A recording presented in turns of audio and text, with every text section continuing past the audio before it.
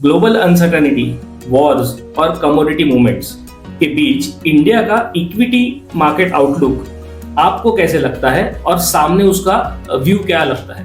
Right, so I think ये current जो global volatility हुआ है, ठीक है, I mean so that is we are in a area of regime change. जो ग्लोबल हम जो देख रहे हैं ना, तो ग्लोबल पावर स्ट्रगल हो रहा है, ठीक है, सो दैट पावर स्ट्रगल अभी एक्सेंचुएट हो रहा है। सो ग्लोबल वोलेटिलिटी ओवरऑल जो मेरा जो मानना है नेक्स्ट 4-5 साल के लिए ऑन द हायर साइड ही रहेंगे, ठीक है। तो हमको ये वोलेटिलिटी को डाइजेस्ट करना है as a portfolio manager, as an investor, हमको ये वोलेटिलिटी को डाइजेस्ट करते आना चाहिए एंड इवेंचुअली हम लोग डाइजेस्ट कर लेंगे ये चीज को, ठीक है।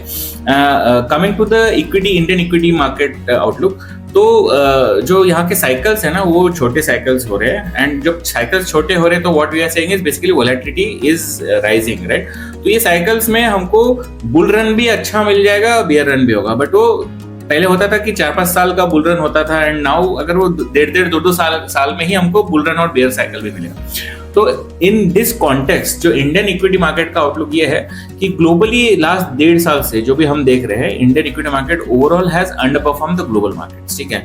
तो ग्लोबल मार्केट्स का ऑन एन एवरेज जो लास्ट 1.5 साल में रिटर्न दिया है वो 25-30% टाइप्स रिटर्न दिए हुए ग्लोबल मार्केट में। उसके 3-4 रीजंस है, ठीक है। 3-4 रीजन में सबसे इंपॉर्टेंट रीजन ये है कि अपना जो ग्रोथ था, ठीक है, जो हमारा ग्रोथ हो रहा था वो सिग्निफिकेंटली कम हो गया, ठीक है। हमारे जो वैल्यूएशंस थे वो ऑन द हायर साइड थे। तो ग्लोबल जो इन्वेस्टर्स है उनको ऐसे बहुत सारी कंट्रीज मिल गई जो 8-9-10 पी पे अवेलेबल है, हालांकि वहां पे ग्रोथ कम था बट वो उस वैल्यूएशन के लिए इट वाज लुकिंग अट्रैक्टिव, ठीक है।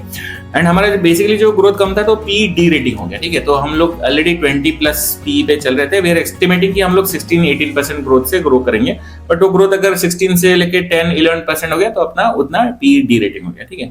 तो तीसरा इंपॉर्टेंट रीजन था कि बेसिकली एआई के पीछे बहुत सारा पैसा भागा था, ठीक है, लास्ट 1.5-2 साल में।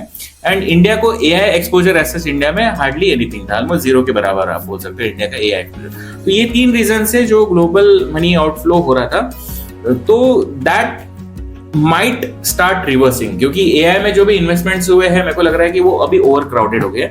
लोगों को रियलाइज हो गया अब हमने इतना पैसा तो डाल दिया, मे भी उतना प्रोपोर्शनेट रिटर्न नहीं आएंगे, ठीक है। एंड दूसरा जो मेन रीजन है कि बाकी के जो इमर्जिंग मार्केट्स या फिर बाकी जो थीम्स थे वो अभी उनका भी अभी 30-40-50% चलने के बाद उनका वैल्यूएशन अगेन ऊपर चला गया है। एंड तीसरा रीजन अपना जो है कि now we are in a sweet spot जहां पे गवर्नमेंट एक्सपेंडिचर भी गवर्नमेंट ने बढ़ा दिया है। कंजम्पशन के लिए हमको सबको पता है कि लास्ट 6 महीने में बहुत सारे मेजर्स लिए, लाइक बजट हो गया, इंटरेस्ट रेट कम कर दिया, ऑल्सो नॉर्मल है, जीएसटी बेनिफिट है। सो इसका इम्पैक्ट 5-6 महीने के बाद आता है, ठीक है। तो वो अभी 5-6 महीने अभी जनवरी-फरवरी से स्टार्ट हो रहे हैं। तो एक तो गवर्नमेंट एक्सपेंडिचर, फिर कंजम्पशन, दूसरा जो मेन पहिया होता है कंजम्पशन विल ऑल्सो, ऑलरेडी हमको ग्रीन शूट्स दिखाई दे रहे हैं कि कंजम्पशन के नंबर आना चालू हो गया, तो वो एक चालू हो गया। एंड कैपेक्स जो हम 3 चीज देख रहे हैं, तो कैपेक्स ऑल्सो अभी has started picking up big time, ठीक है। तो हमारे तीनों पहिया अभी चालू होने के कगार में है।